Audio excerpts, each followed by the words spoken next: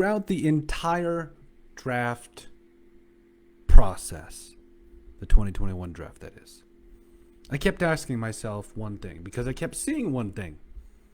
Justin Fields was consistently, English is tough, not in the top 3 discussions for quarterbacks. I mean, 1 minute he would be there, with the next minute it would be Trey Lance. I mean, even Mac Jones was going to number 3 to the 49ers. It was a little wild. I really didn't know how to take it. And to me, that is just the weirdest thing to me. Now, I get it with the enamoration. Did I just make up a word? Nice. The enamoration with Mac Jones at number 3 was quite apparent. But I kind of knew that the 49ers weren't trading up for Mac Jones.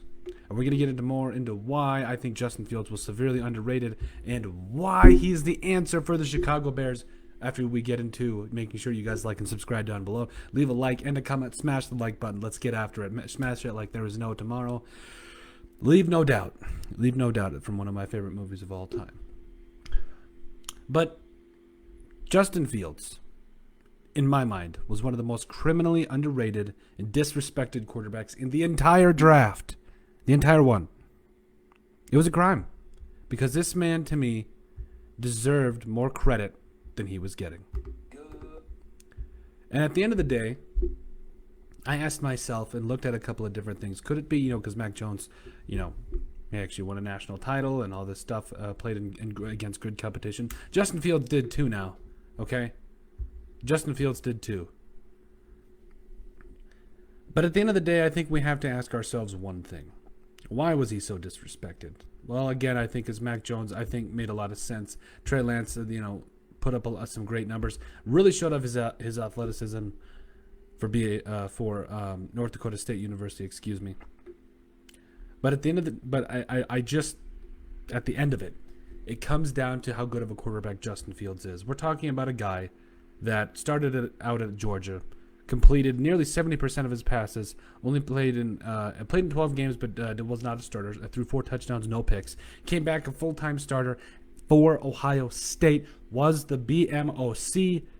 41 touchdowns, 3 interceptions. Played 14 games. Was a big reason as to why the Buckeyes were so tough. And also, they're good at running the football too. They had some quality offensive linemen and a good coaching staff. But come back to his junior year, played in 8 games, averaging nearly 300 yards a game, completing over 70% of his passes, throwing 22 touchdown passes against only 6 interceptions. Oh, and by the way, in his sophomore year, ran 10 touchdowns, had 10 rushing touchdowns, also had 5 his junior season. And now he goes into a place where he should start immediately. I don't care. Andy Dalton, you're not QB1. I'm sorry about all the tweets.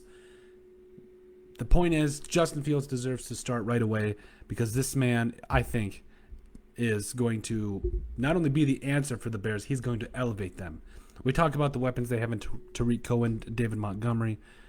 Even the new addition in Khalil Herbert, I think he's going to be fantastic. Allen Robinson's still in town. Man, he's one of the best wide receivers in the NFL. Never gets enough credit. Darnell Mooney, who we're going to do a video about later, why I think he's going to explode in year 2. One of the better wide receivers in the league, let alone on the Chicago Bears. Anthony Miller, a solid option. Cole Kmet, I really, really hope that's how you say his name. But a guy like Cole Kmet who caught, nearly 30 passes last year behind Jimmy Graham. This is going to be a fun year.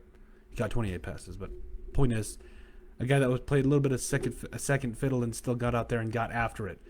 With who as his starting quarterback? Mitch Trubisky, Andy Dalton.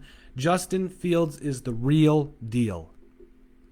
Now that they've got Tevin Jenkins also in the second round, love that pick. There could be an argument that the Bears had the best draft out of the entire NFL. There could be definitely an argument.